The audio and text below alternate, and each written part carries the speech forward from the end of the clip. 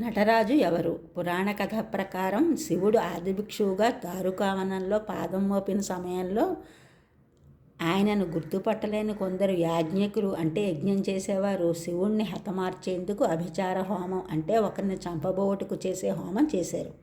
ఆ సమయంలో అగ్నిహోత్రం నుండి సృష్టింపబడిన కొన్ని మారక శక్తులు అగ్నిగా, ఢమరుకంగా, పులిగా, ఆపస్మార ధనుజుడిగా ఆవిర్భావం చెంది మహాశివునిపైకి ఉవ్వెత్తున లేచాయి. శివుడు అగ్నిని, ఢమరుకాన్ని హస్తాలలో ధరించి వాటి శక్తిని నియంత్రించాడు. వ్యాఘ్రాసురుడు పులిగా ఆవిర్భవించగా వాణ్ణి సంహరించి దాని చర్మాన్ని వస్త్రంగా ధరించాడు. ఆపస్మార ధనుజుని తన కుడిపాదం కింద అణచివేసి అతనిపై నృత్యం చేశాడు. దానినే నటరాజ నృత్యం అంటారు. ఆపస్మార ధనుజునికి మరికొన్ని పేర్లు కూడా ఉన్నట్టు పురాణాలు తెలియజేస్తున్నాయి.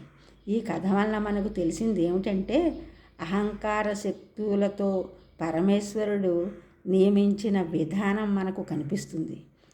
ఆపస్మారుడు బుద్ధిని బంధించే అపస్మృతి అనే అసురీ శక్తి, దీనివలన బుద్ధి దెబ్బతింటుంది.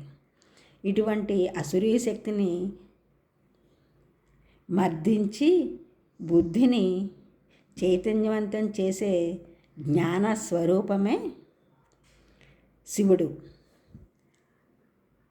ఢమరుకం శబ్దశక్తికి, అగ్ని కాంతి శక్తికి సంకేతాలు. దక్షిణామూర్తి జ్ఞానమయమైన శివస్వరూపం. దక్షిణామూర్తికి మరి ఒక రూపమే నటరాజు. నటరాజునే చిదంబర దక్షిణామూర్తి అని మంత్రశాస్త్రం తెలియజేస్తోంది. గురవే సర్వలోకానాం విషజే భవరోగిణాం నిధయే సర్వవిద్యానాం గురు దక్షిణామూర్తయే నమః. ఈ ఛానల్ చూసిన వారందరూ కూడా సబ్స్క్రైబ్ చేయండి, షేర్ చేయండి, లైక్ చేయండి, కామెంట్ చేయండి. సబ్స్క్రైబ్ చేసిన వారందరికీ కూడా కృతజ్ఞతలు. షేర్ చేసిన వారు, లైక్ చేసిన వారు, కామెంట్ చేసిన వారందరికీ కూడా ధన్యవాదములు.